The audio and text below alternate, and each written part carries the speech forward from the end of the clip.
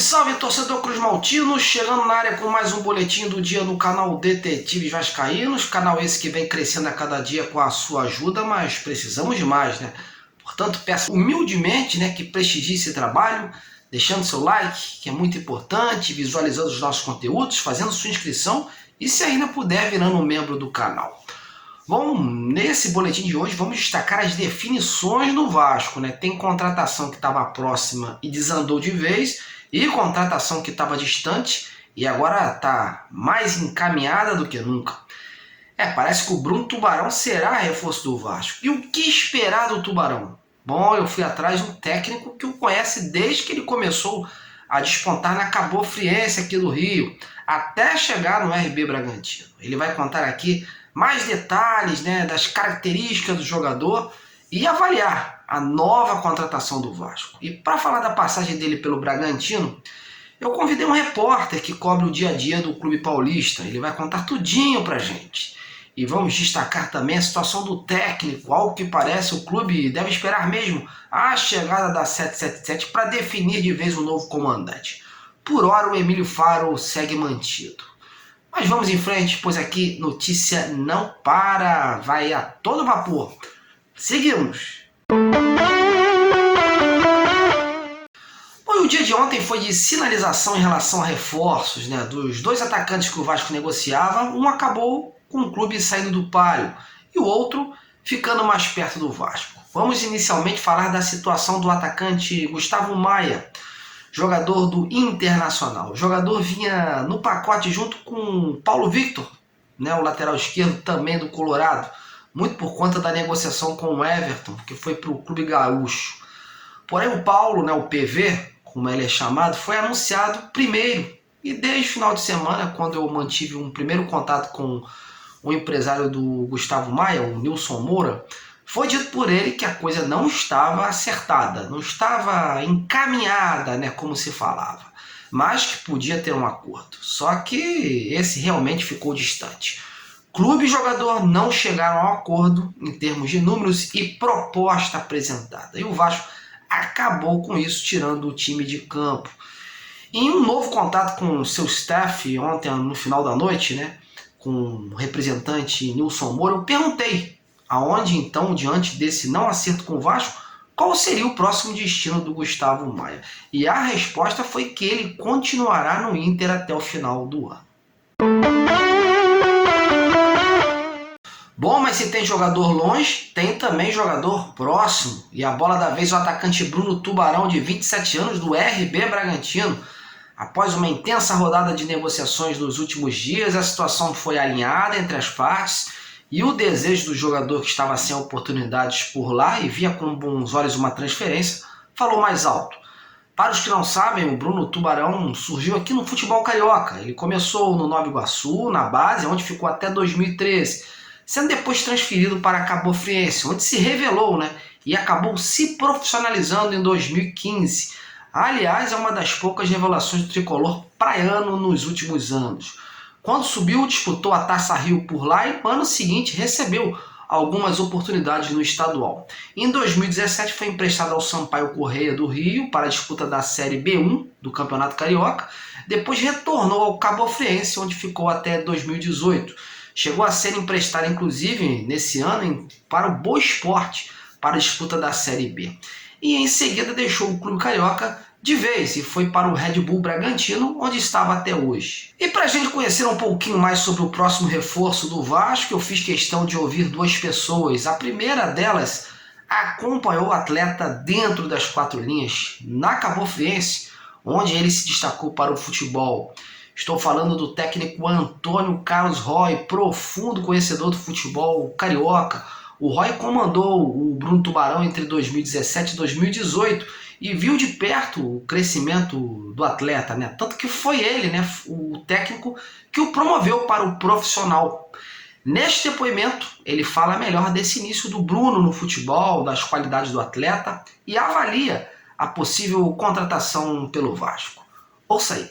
O Bruno Tubarão, quando eu cheguei na Cabo Friense em 2017, ele estava fazendo a transição sub-20 profissional, ainda não tinha jogado, né, não tinha sido utilizado ainda na equipe principal.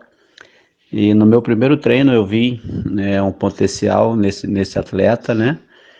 E aí, logo no primeiro treino, eu já puxei ele para o time principal, né? Porque vi, né, no Bruno um meia que chegava dentro da área, finalizava bem, né? E foi realmente o que ocorreu nos 2 anos que nas 2 temporadas que ficamos 17, 18, é um meia que fez gol, fazia gol, né?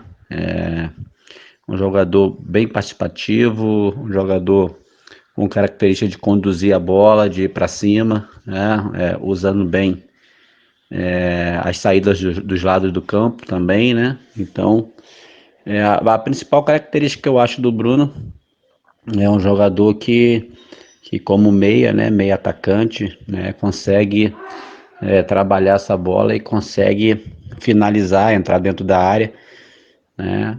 É um jogador que compõe muito bem a parte tática, né? Um jogador que é inteligente na questão quando o treinador cobra ele a parte tática de ter que marcar, de ter que voltar, né? Um meia jovem, né? Um meia que consegue fazer essa transição rápida da bola, né? Para mim essa é uma das características que é importante para o meia, um meia que faz gol, né? E o Bruno comigo fez bastante gol lá na Cabo Frense. Então, para mim, eu acho que foi uma ótima, minha opinião, uma ótima contratação, né? Um jogador jovem e um jogador que tenho certeza que vai ajudar muito aí a equipe do Vasco. Valeu, Roy! Bom, mas de 2018 até 2022, muita água passou debaixo dessa ponte, né, meus amigos? É claro, é sempre bom saber como o jogador se encontra agora, pois no RB Bragantino ele vinha sendo banco. Mas para contar detalhes dessa passagem do Bruno Tubarão pelo Clube Paulista, eu convidei o experiente repórter Diego Pérez, que cobre com maestria o dia a dia do RB Bragantino pela rádio 102,1 FM. O Diego fala agora mais do atual Bruno Tubarão, da história dele por lá e o que podemos esperar dele. Ouça aí. Olha, o Bruno Tubarão é um jogador de muita entrega, né? Um jogador de muita velocidade. Não tem tanta habilidade assim, mas às vezes ele acaba compensando no que ele entrega também taticamente para a equipe, né? Os treinadores geralmente gostam bastante de jogadores como o Bruno Tubarão.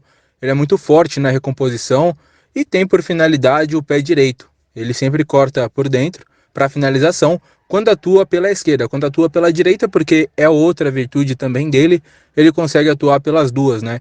Aí quando atua pela direita, ele tem mais facilidade também para levar para o fundo, fazer o cruzamento, né? Sempre buscando o centroavante. É um jogador muito voluntarioso e em temporadas ele acaba ficando mais conhecido pelas próprias assistências do que pelos gols. Não é um atacante matador, não é aquele cara que vai entregar tanto quando vai finalizar e também na parte da artilharia.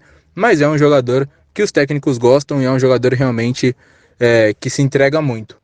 Nos últimos anos ele perdeu um pouco de espaço. Ele foi muito importante em 2019, quando a Red Bull chegou ao Bragantino no primeiro jogo contra o Brasil de Pelotas pelo Campeonato Brasileiro da Série B daquele ano. Ele acabou marcando o primeiro gol, né? Então ele fica marcado também aqui na história do clube de Bragança Paulista por marcar o primeiro gol do Red Bull Bragantino.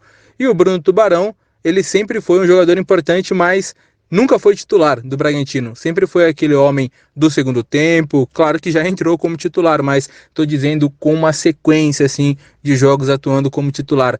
Desde o técnico Antônio Carlos Zago, que foi o técnico da Série B, com o Felipe Conceição ele também não era titular, e até chegou a ficar um pouco chateado, né, por não ser escalado pelo técnico, chegou a treinar de lateral, o que ele também acabou não gostando, e com o técnico Maurício Barbieri, ele teve lá suas oportunidades no início, depois ele acabou tendo uma lesão séria no tornozelo, fraturou o tornozelo direito, quando voltou a treinar, ele acabou curiosamente fraturando o esquerdo, então também permaneceu um tempo parado e tem voltado aos poucos, né, o Bruno Tubarão nesse time do Bragantino, mas ainda assim nessa condição de reserva, de ser um jogador de segundo tempo. Ele nunca conseguiu se consolidar como um jogador titular, mas foi muito importante para a equipe, principalmente na Série B de 2019 e no Campeonato Paulista de 2020, e depois acabou perdendo um pouco de espaço, nunca deixou de jogar, mas ele nunca foi um jogador que desequilibrou no Bragantino. Mas o Bruno Tubarão também, se é uma virtude, destacar a entrega dele e também o quanto ele é de grupo, né? Um jogador que alegra o ambiente, um jogador que o técnico e a comissão também gostam, né? Porque traz esse ânimo legal para o time. Então também é um jogador que pode ajudar o Vasco nesse aspecto, até por ele ser carioca, né? Então ele tem essa familiaridade também com o Rio de Janeiro. Bom, espero ter ajudado aos amigos. Um grande abraço. Precisando, estamos às ordens. Valeu! Valeu, Diego! Bom, em relação à situação do técnico, meus amigos, havia uma expectativa dessa semana do Vasco anunciar um novo nome, ou pelo menos ter uma posição definitiva quanto à permanência do atual interino até o final da Série B. Mas, ao que parece, o auxiliar técnico Emílio Faro deve seguir no comando do time, pelo menos até a partida contra a Ponte Preta no dia 9 em Campinas. Dentro do clube há o entendimento que o ideal seria esperar a 777 assumir na votação que está prevista para o próximo domingo, e aí deixar a cargo do grupo americano a decisão sobre o novo treinador. Há uma confiança no trabalho do Emílio Faro, e por isso há essa gordura para queimar até lá. De qualquer forma, o nome do Odair Hellmann continua como um dos favoritos ao cargo, mas não houve negociação aberta ainda para a chegada desse profissional. Bom, amigos, por hoje é só. Sigo atento às novidades do Vasco, em breve volto com mais informações. Espero que tenham gostado desse conteúdo e peço que realmente continuem dando moral a esse trabalho de qualidade pela informação. Um grande abraço e até a próxima!